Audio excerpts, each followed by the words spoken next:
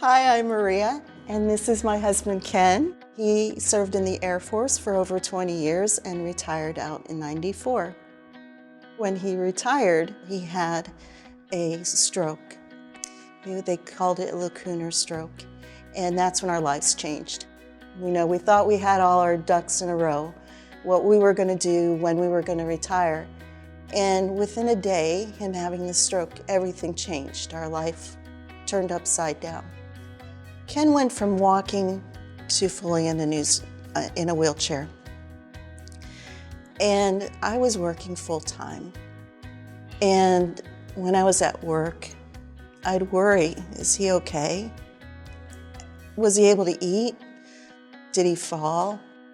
And sometimes he wasn't okay. Sometimes he had to fall and he was waiting for me to come home. He didn't want to call.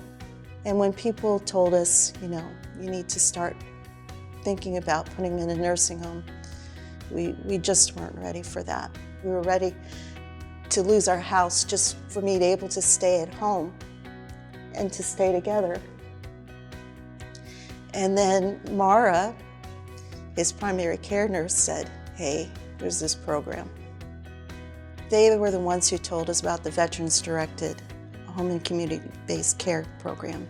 We were just like, are you kidding us? There's really a program like this? And they said, we're just starting it up. We'd like to sign you up. We think you're a good fit. We think it would make a change. And it did. The Veterans-Directed Home and Community-Based Program aims at making the veteran more independent with his choices.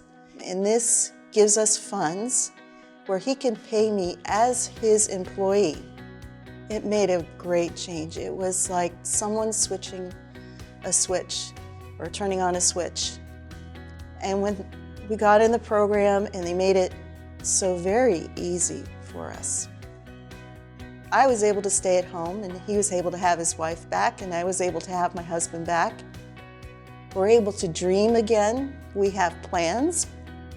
Ken is writing his own book about his experience about Parkinson's disease, and he's painting. Yeah, I'm happy because my wife is home now, and she cares about me more than any other person. We never thought that this was possible again. We thought that part of our life was over, that it was going to be just a trip to the end.